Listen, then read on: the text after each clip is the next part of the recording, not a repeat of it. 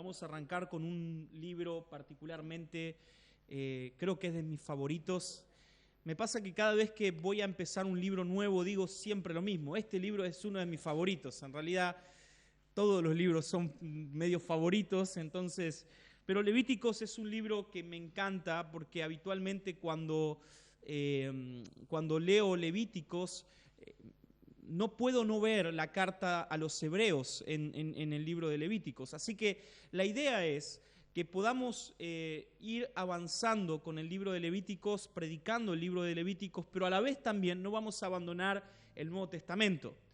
Vamos a ir también por el Nuevo Testamento en la carta a los hebreos. Así que un gran desafío, pero vamos a estar viendo cómo no solamente las leyes que vamos a encontrar, los sacrificios en el libro de Levíticos, sino que también vamos a ver el cumplimiento en el Nuevo Testamento, ¿sí?, en la persona de Jesucristo. Alguna vez alguien me dijo, ¿cómo podemos explicar la idea de que en realidad todo lo que está escrito es figura o un principio de Cristo?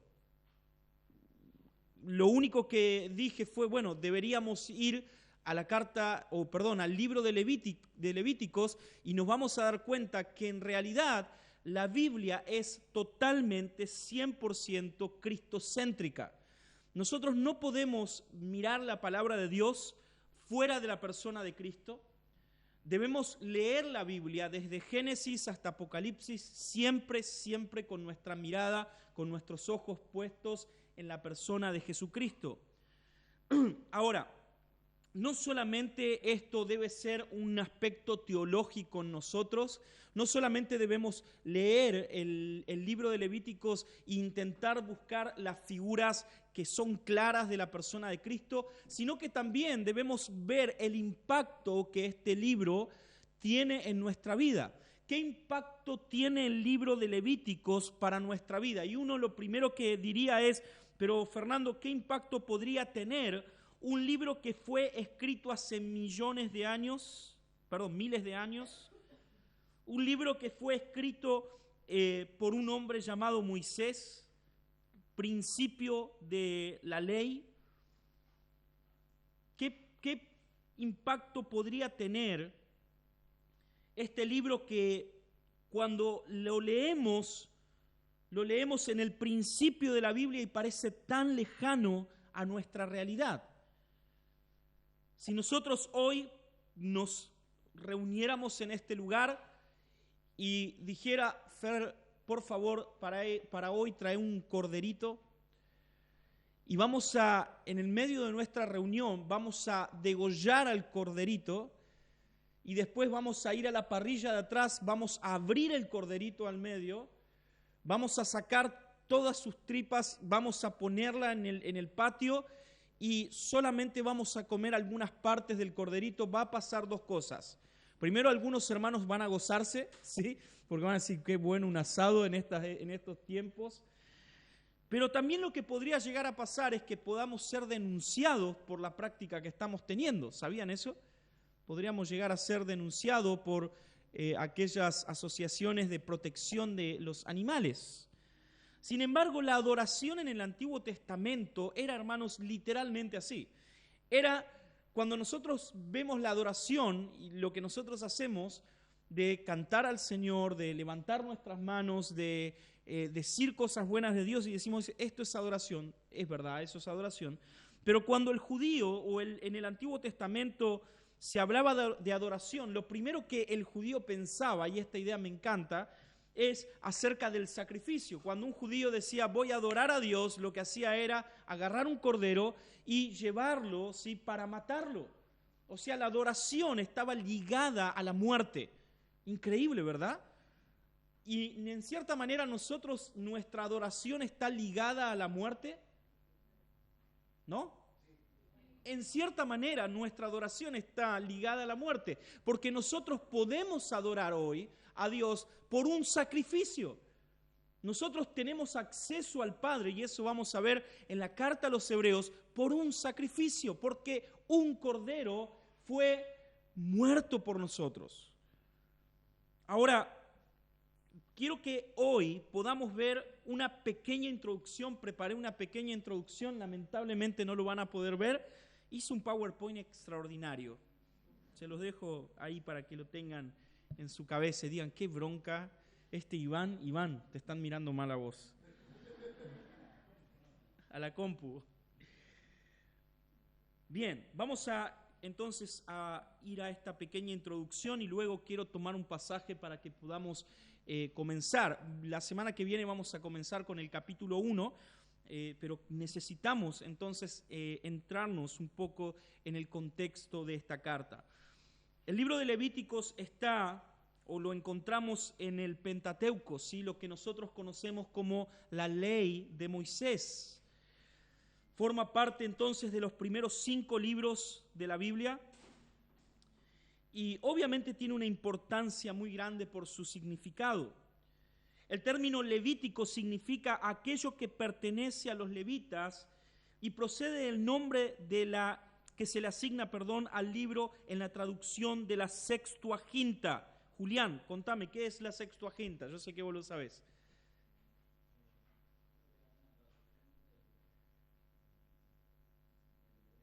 Ajá.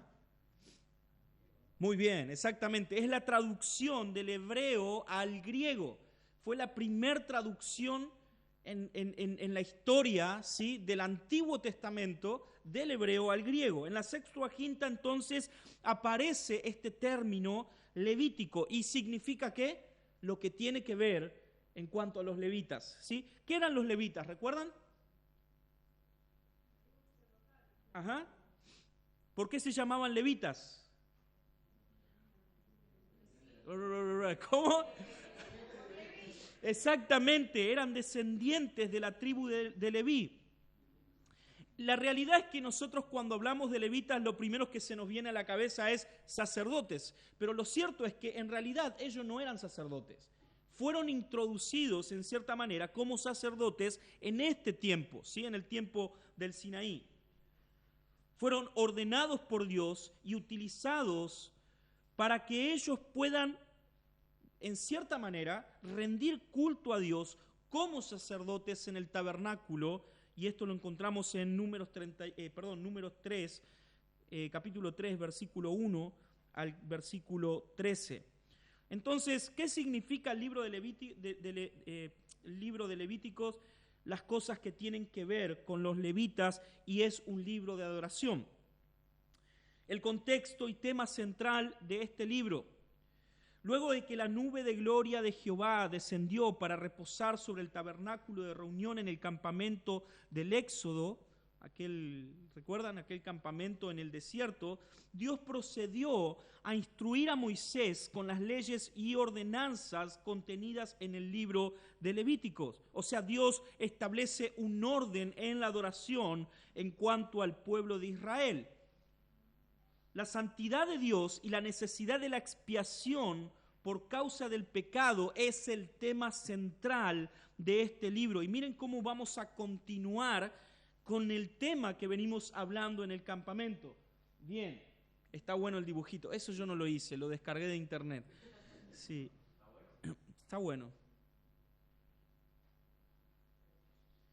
La santidad de Dios entonces se ve plasmado en el libro de Levíticos.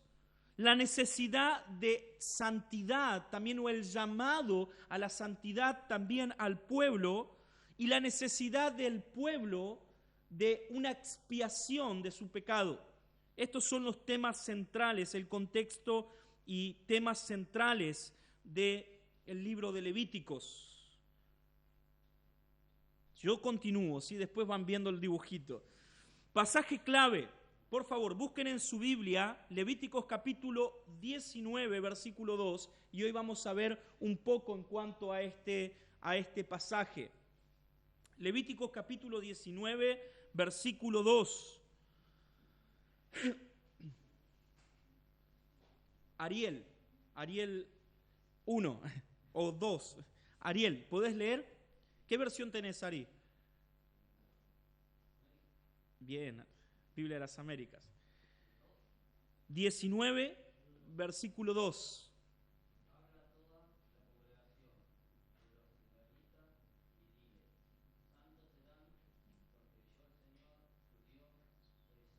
Amén. Ese es el tema central de la carta, del libro de Levíticos. El tema central es la importancia o el llamado de Dios al pueblo a vivir en santidad. Recordemos que el pueblo, si hay algo que no hacía, era vivir en santidad. O sea, ellos habitualmente, era algo constante, se desviaban, ¿sí?, de los mandamientos de Dios. Ellos parecía que como que iban haciendo una competencia a ver cuán rápido iban desviándose del mandamiento de Dios. Y eso era increíble. Lo cierto es que Dios ahora establece un método de adoración. Y en este método de adoración Dios ahora empieza a exigir al pueblo. Y la primera exigencia y la gran exigencia que encontramos en este libro, en Levíticos, es que Dios llama al pueblo de Israel a ser santos. Entonces, nuevamente vas a decir, pero Fernando, ¿qué tiene que ver esto conmigo? Yo no estoy matando corderitos. Bueno, Ariel, vos matás vacas. No te sientas identificado por eso, pero ¿qué tiene que ver esto conmigo? Ahora, tené este pasaje por favor en tu mente, ¿sí? Vamos a continuar viendo el propósito. ¿No avanza? Ah, sí, ahí está. Queda bueno, ¿no? El propósito. El libro de Levíticos presenta la necesidad. Miren cómo vamos a ir viendo cosas muy importantes en cuanto a nuestra fe. Vamos a ir viendo cosas muy importantes en cuanto a nuestra fe. Por ejemplo, la necesidad. Nosotros tenemos esta necesidad de redención del pueblo escogido por Dios. Un discípulo del Señor, el cual utiliza este término. ¿Recuerdan qué es lo que Pedro dice de nosotros? Nosotros somos ahora, ¿qué? Real sacerdocio, Levítico, linaje escogido, ¿qué más? Nación santa, pueblo adquirido por Dios. O sea, pueblo escogido. Somos el pueblo escogido de Dios. Ahora, obviamente, en este contexto, el propósito de la carta era, sin duda, para el pueblo de Israel. Sin embargo, esto también nos toca a nosotros. Nosotros somos, y esta luz nos lleva al Nuevo Testamento, también somos el pueblo escogido de Dios. ¿Sabías que sos el pueblo escogido de Dios? Amén. Somos el pueblo escogido de Dios. Había una canción de un hombre que cantaba ahí, todos sabemos quién es, y cantaba, ¿no? Somos el pueblo de Dios, ¿se acuerdan? Estaba buena esa canción. Bien, no importa. En el mismo vemos plasmado la única manera en la que el pecador puede ser reconciliado con Dios, así como la forma en que su pueblo ha de conducirse o vivir. No solamente encontramos la manera en la cual Dios se relaciona, ¿sí?, por medio del sacrificio, de la redención del pueblo, sino que también vemos lo que Dios dice, cómo debemos nosotros conducirnos, cómo nosotros debemos vivir, las leyes. Hermanos, es importante conocer las leyes. ¿Sabían eso? Que nosotros hoy somos llamados a vivir y a cumplir la ley de Dios. ¿Sabían eso? Pero ¿cómo? ¿No es que Cristo cumplió la ley por nosotros? ¿Qué pasó ahí? O sea que entonces nosotros debemos apedrear a aquel que nos roba. Debemos cumplir la ley. Iván, vos tenés un libro mío. Vos tenés un libro mío. Bueno, Johnny, vos sin duda. Vos tenés una biblioteca mía. Así que después de la reunión, al patio y vamos a justiciarte.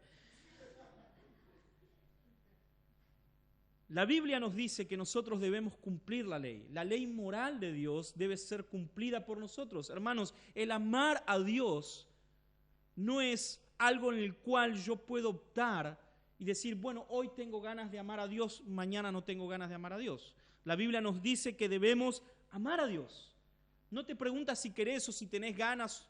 No, la Biblia dice que debes amar a Dios con todo lo que vos sos. Ahora, la Biblia también dice que debes amar a tu prójimo como a vos mismo, ¿verdad? ¿Y eso ya no debemos cumplirlo? Amar a Dios es fácil, ¿no? Decir, bueno, yo amo a Dios. Claro, porque Dios no va a bajar y va a decir, mirá que vos no me amás de verdad. Eso no va a ocurrir. Sin embargo, Juan dice que el que no ama a su prójimo no puede decir que ama a Dios. Y el prójimo sí puede decir, pero vos a mí decís que me amás y no actuás como alguien que ama.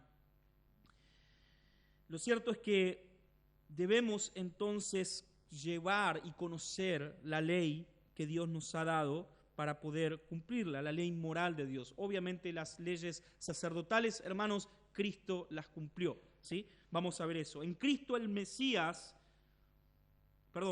el Cristo o el Mesías no es mencionado en el libro de Levítico. Sin embargo, el sistema de sacrificios y la labor del sumo sacerdote anticipan la obra de Cristo como lo expone el libro de Hebreos, esta carta que es mi favorita sin duda, la carta a los Hebreos en el Nuevo Testamento. Dicho de otra manera, los sacrificios representan o tipifican la obra redentora de Dios en Jesucristo según el soberano plan antes de la fundación del mundo. Y esto vamos a ver hoy en Primera de Pedro. Algunas palabras claves que tenemos que tener en cuenta que vamos a ver en este libro de Levíticos. Una de las palabras claves es sacrificio.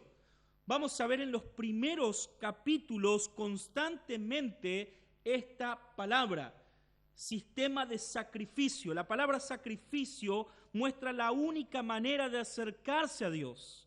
La fe cristiana es una religión de sangre. La palabra sangre se halla 87 veces en Levíticos y representa el precio del pecado.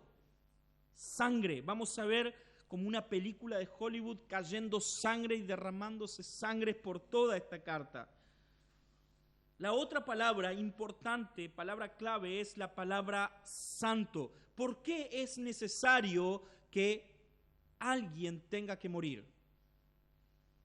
¿Por qué es necesario el derramamiento de sangre? ¿Por qué? Así es, porque la paga del pecado es muerte, pero ¿por qué más? Así es. Pero ¿a qué nos lleva la necesidad de justicia, de derramamiento de sangre? A entender de que Dios es un Dios santo. Dios no puede pasar por alto el pecado. Dios quiere y va a hacer justicia. Dios es un Dios justo, hermanos. Él es santo. No podemos pasar a Dios por encima. Dios va a hacer justicia. Tenemos dos opciones. O Dios hace justicia en tu vida y nos destruye, o Dios hace justicia en Cristo y Él paga nuestro precio. Esas son las opciones, no hay más. Solamente hay dos opciones. O Cristo es quien te representa ante el Padre y Él recibe la justicia de Dios, o vos vas a tener que rendir cuenta ante el Padre. ¿En qué posición estás? Pensalo. ¿Cuál es tu posición? ¿Cristo está representándote ante el Padre? ¿Él es tu representante ante el Padre? ¿Él es tu abogado ante el Padre? Pensalo. ¿Él es tu expiación? ¿Él es el Cordero que quita tu pecado? Luego de las palabras claves vemos un pequeño bosquejo en el cual quiero que veamos lo que vamos a ir aprendiendo en este libro. La primera parte de Levíticos comprende de los capítulos 1 al 16. Esto nos explican cómo los israelitas debían acercarse a Dios, qué sacrificios debían ofrecer a través de quienes podían ser representados a Dios y en qué lugar debían ser consagrados. Estos pueden ser bosquejos de la siguiente manera. Levítico 1 al 7, las ofrendas principales, vamos a ver las diferentes ofrendas que el pueblo debía ofrecer. Levítico 8 al 10, la institución del sacerdocio. Levíticos 11 al 16, las leyes de pureza o de purificación. La segunda parte del bosquejo, o la segunda parte de este libro, es desde el capítulo 17 al capítulo 27. Y en esto se presenta a Israel como como el pueblo, habiendo sido hecho cercano a Dios, debía vivir como un pueblo consagrado a Dios, al Dios Santo. La gracia de Dios para su pueblo debía ser manifestada en cada área de la vida personal y colectiva del mismo. Estos pueden ser de alguna manera el bosquejo de la segunda parte, Levítico del capítulo 17 al 20, la santidad en la vida cotidiana del pueblo, Levíticos capítulo 21 al 25, la santidad en los sacerdotes y en las fiestas solemnes, y Levíticos 26 al 27, las bendiciones de la obediencia y las consecuencias de la obediencia. Fin de mi PowerPoint. No pudieron ver mucho, pero bueno, está bien. Entonces, tenemos ahora un pequeño contexto de esta carta. Dijimos, esta carta es significativa para nosotros porque a nosotros la Biblia nos muestra como nuevos o el real sacerdocio de Dios. Es significativa para nosotros porque esta carta nos muestra al gran sumo sacerdote en cierta manera. Si bien vemos a sacerdotes humanos que fallaban, podemos ver reflejado, ¿sí?, en esos sacerdotes al gran sumo sacerdote que es nuestro Señor Jesucristo. Esta carta también es significativa para nosotros porque nos muestra en cierta manera, cómo el sacrificio de Cristo iba a otorgar y otorga perdón a nosotros como pueblo de Dios. Pero también, hermanos, este libro es significativo para nosotros porque muestra lo que Dios exige de nosotros. Y esto no ha pasado de moda. Esto no ha quedado en el pasado. No es parte del Antiguo Testamento y ahora olvidémonos, hermanos, debemos tomar esta parte muy, muy importante para nuestra vida. Por favor, acompáñame a Primera de Pedro, capítulo 1, versículo 13.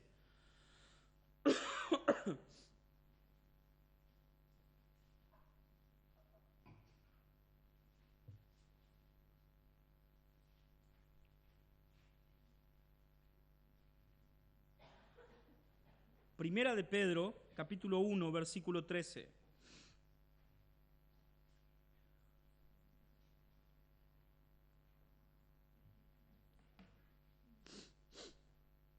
Dice el apóstol Pedro: por tanto, ceñid los lomos de vuestro entendimiento, sed sobrio y esperad por completo en la gracia que os se traerá cuando Jesucristo sea manifestado.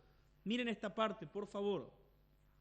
Como hijos obedientes, no os conforméis a los deseos que antes teníais estando en vuestra ignorancia, sino como aquel que os llamó es santo, sed también vosotros santos en toda vuestra manera de vivir. Iván, ¿podés poner ese texto, palabra clave o texto clave, si funciona, ahí, para que lo tengamos presente?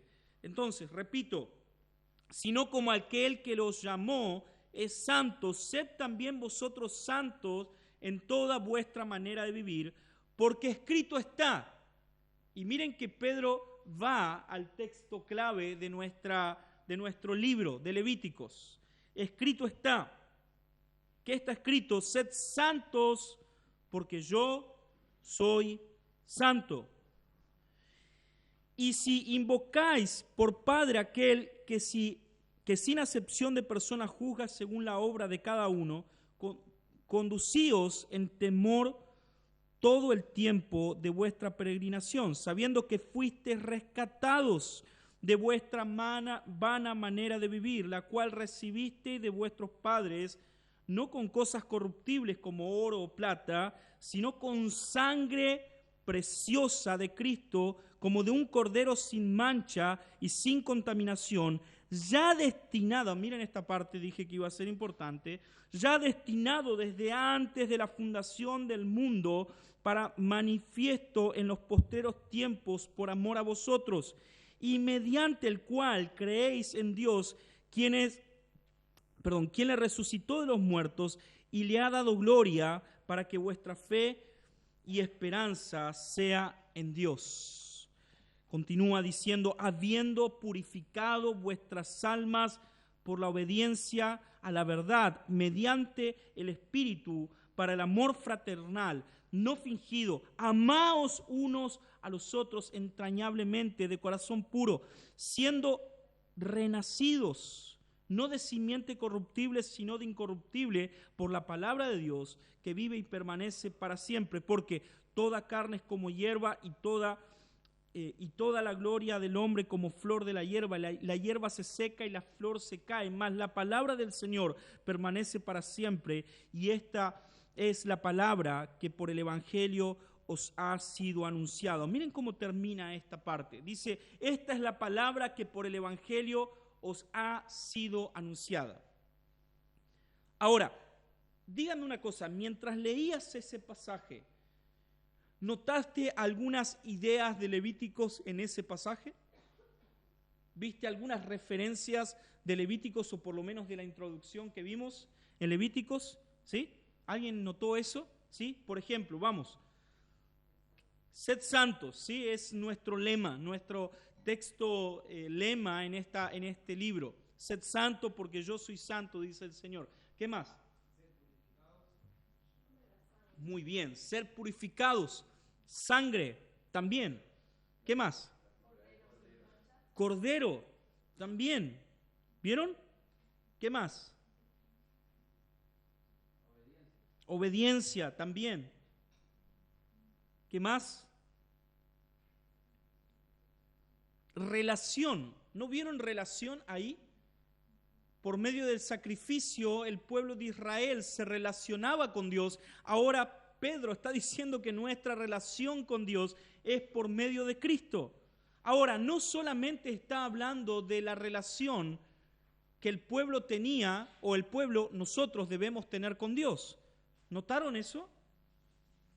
También él está hablando acerca de la relación que debemos tener como pueblo. ¿No notaron esa parte? Versículo 22, habiendo purificado vuestras almas por la obediencia a la verdad, mediante el Espíritu, para el amor que fraternal, no fingido. Amaos unos a los otros entrañablemente. Hermanos, el sacrificio de Cristo, de la misma manera que el sacrificio en el Antiguo Testamento en Levíticos, nos lleva a una nueva vida en nuestro contexto. El judío, cuando entendía lo que significaba el pacto que Dios había hecho con ellos, entendían de que el pacto no era solamente para ellos. Dios había hecho un pacto con un pueblo y ese pueblo se regocijaba en el pacto. Ahora, lo primero que nosotros debemos ver en este texto que leímos es que lo que Dios establece y restablece también de nuestra mala manera de vivir es que Él nos llama a ser santos. Este llamado no ha quedado nulo en el Antiguo Testamento. Este llamado no es de otra dispensación. Este llamado es presente para nosotros y el Señor nos llama a ser santos. Ahora, lo primero que uno diría es, bueno, pero cuando Dios está hablando de ser santos en Levíticos, ¿a quién está hablando? ¿A quién es esa referencia de ser santos?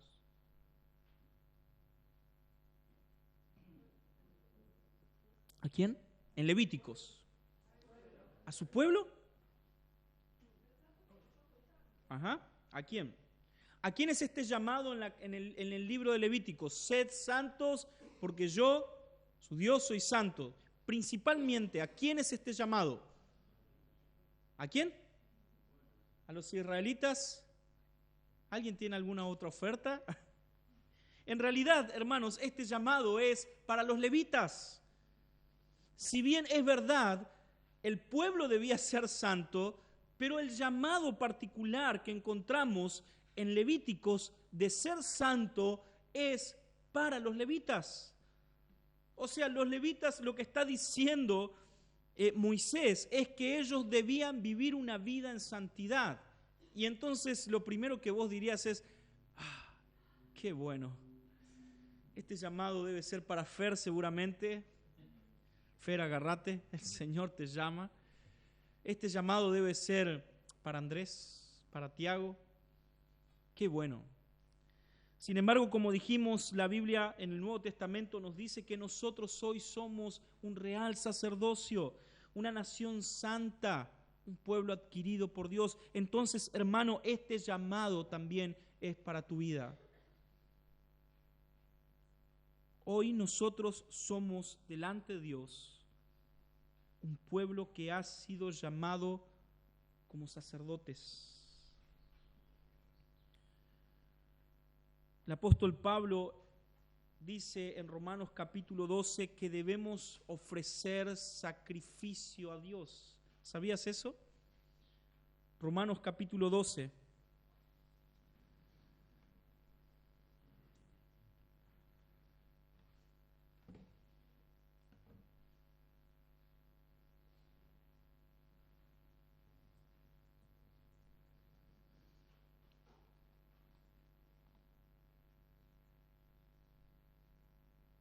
Miren cómo Pablo nos llama a nosotros, los creyentes, a vivir de una manera. Miren esto. Así que, hermanos, os ruego por las misericordias de Dios. Me encanta cuando el pastor Paul Washer explica esta parte. Si él dice, ¿cuáles son las misericordias de Dios? ¿Cuáles son las misericordias de Dios? ¿A qué se refiere Pablo cuando está hablando de las misericordias de Dios? Hermanos, os ruego por las misericordias de Dios. ¿A qué se refiere? Yo veo algunos que saben y están callados. ¿A qué se refiere cuando Pablo está diciendo ahora en el capítulo 12, hermanos, os ruego por las misericordias de Dios? ¿Cuáles son esas misericordias de Dios? Eso. El Evangelio, las misericordias de Dios son el Evangelio que Pablo ha expuesto en el capítulo 1 al capítulo 11. Es una teología expresada en esos capítulos, donde Pablo muestra cómo Dios trae redención al hombre por medio del Evangelio de Jesucristo. Esas son nuestras misericordias, hermanos. Es la misericordia de Dios, nuestras misericordias de Dios. Y por esa misericordia, porque Cristo te ha salvado, porque Cristo te ha quitado, te ha liberado del pecado, porque Él ha pagado el precio, porque Él te ha sacado de tu vana manera de vivir. Entonces ahora, Pablo dice, miren esto por favor, como Pablo te da en cierta manera un título a vos, que presentéis vuestros cuerpos, ¿en qué? Sacrificio. ¿A qué les recuerda esto? Sacrificio. Pablo te está diciendo cómo debes ejercer ahora tu llamado al sacerdocio. Nosotros ya no matamos corderos. Nosotros no necesitamos derramar sangre, porque la sangre de Cristo fue derramado, el Evangelio, sus misericordias. Capítulo 1 al capítulo 11.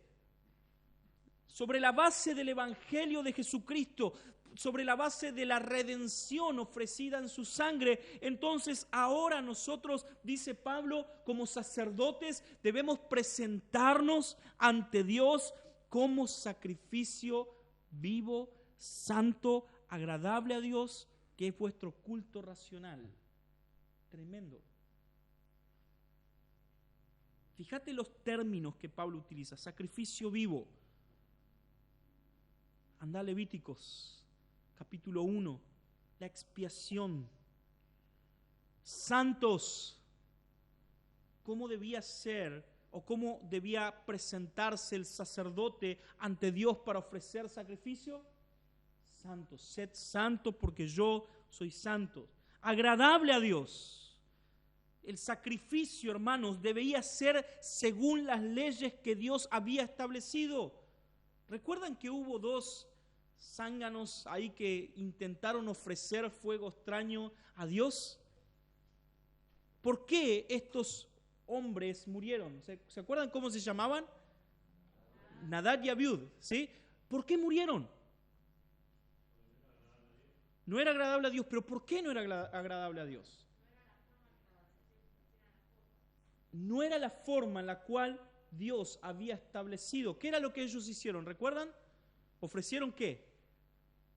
Un fuego extraño, exactamente.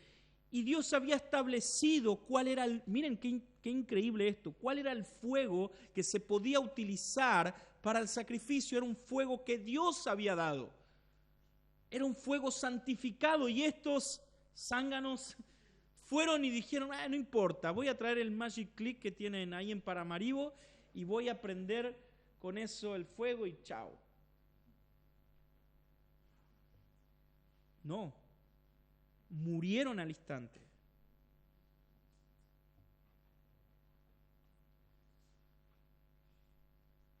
Lo que nosotros ofrecemos como adoración debe ser un sacrificio agradable a Dios, hermanos. No puede ser como nosotros queremos. Bueno, yo lo hago así. ¿Cuál es el problema? No, hermano. Dios ha establecido leyes. Dios ha establecido su palabra y debemos, hermanos, te guste o no, debemos amoldarnos a su palabra. Me ha pasado tantas veces hablar con personas, con mujeres que se enojan, se ofenden cuando hablamos acerca del ministerio pastoral de la mujer. ¿Le ha pasado alguna vez? No, pero vos sos un machista. Hermano, en realidad, machirulo, en realidad lo que estamos haciendo es obedecer tal cual dice la Biblia. Voy a ser bien sincero en esto, hermanos, de verdad, ¿ustedes saben qué alivio sería para mí que hubiera pastoras? Mujeres. Las mujeres habitualmente le decís, vamos a hacer esto y ellas ya lo hicieron. A los hombres les decís, vamos a hacer esto, ¿vamos?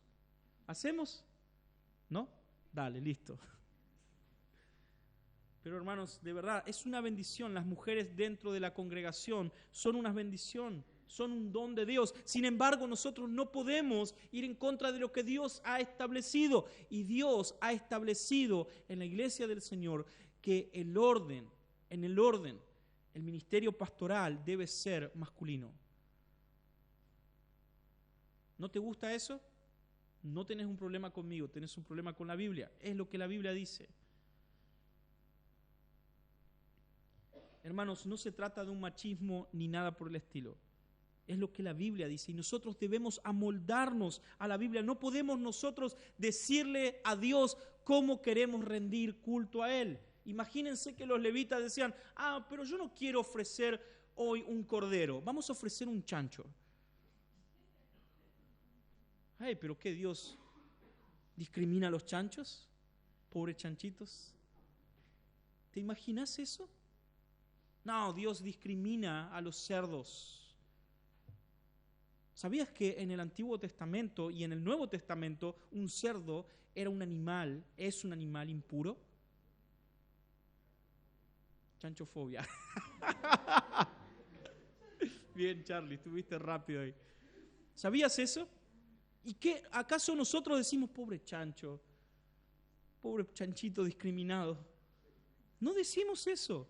Porque Dios estableció la manera o el método en el cual Él quiere ser adorado, hermano, y no te corresponde a vos decir quiero o no quiero.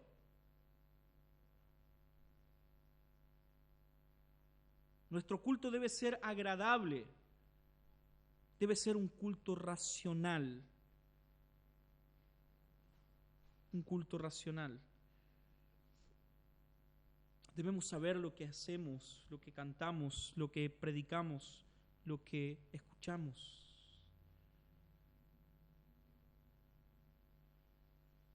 Todo en el Antiguo Testamento nos muestra la persona más extraordinaria que jamás haya pisado esta tierra y es nuestro Señor Jesucristo. Nosotros somos llamados a vivir en santidad porque nuestro Señor Jesucristo vivió en santidad. Él nos mostró el camino. Nosotros somos llamados a vivir en santidad sabiendo que fuimos rescatados de nuestra vana manera de vivir. Nosotros debemos vivir y ser santos porque hoy tenemos una esperanza y esa esperanza no es corruptible. Debemos vivir en santidad, dice Pedro, porque nosotros hemos sido comprados con un precio precioso y es la sangre de Cristo, el Cordero, sin mancha y sin contaminación, nuestro Señor. Nosotros debemos vivir en santidad porque el Cordero de Dios ha sido destinado y fue destinado desde antes de la fundación del mundo para morir por nosotros.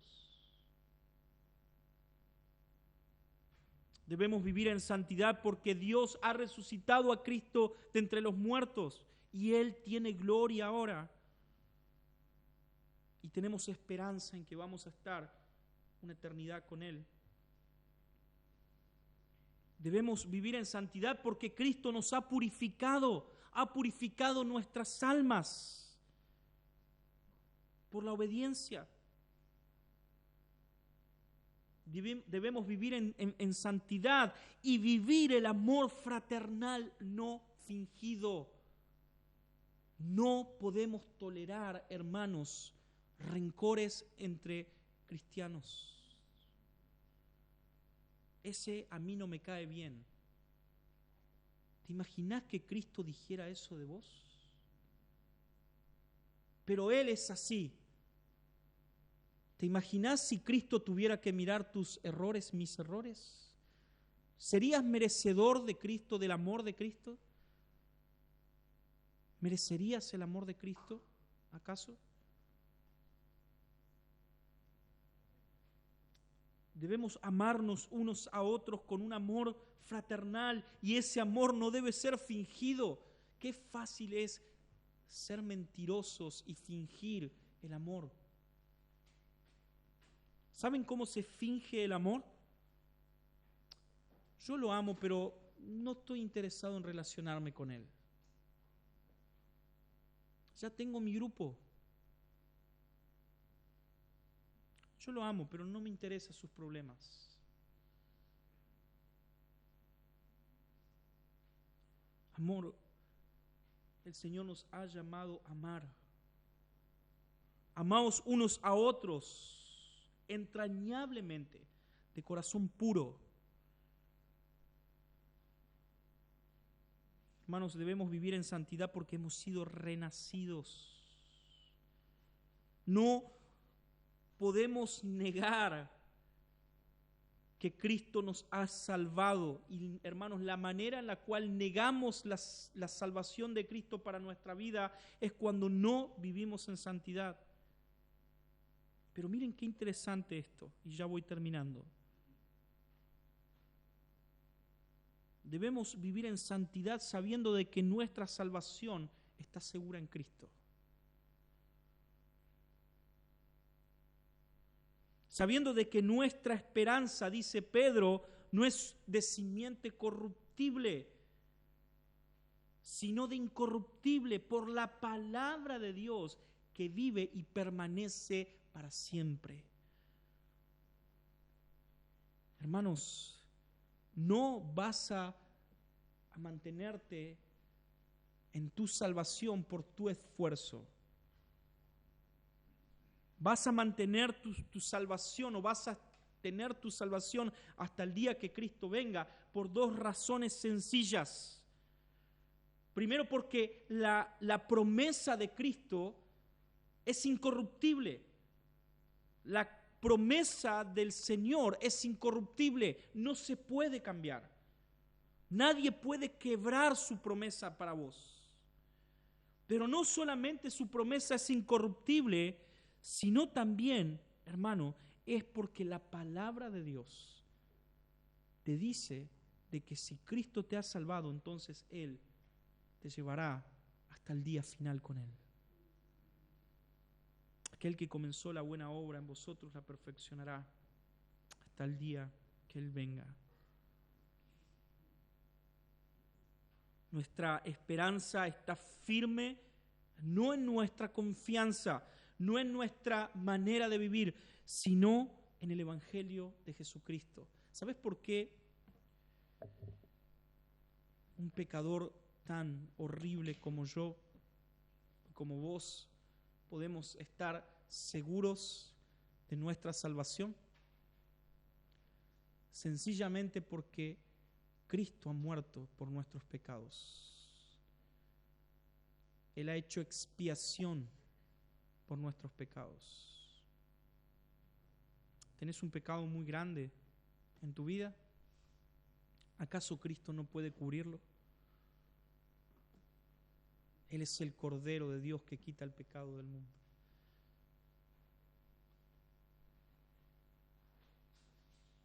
Levíticos nos muestra la importancia de la adoración.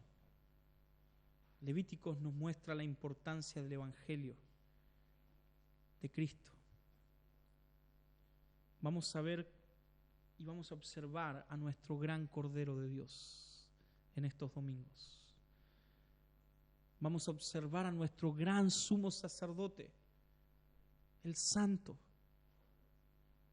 Vamos a observar al pueblo de Dios, Hebreos capítulo 11, caminando hacia la ciudad prometida, hacia la tierra prometida.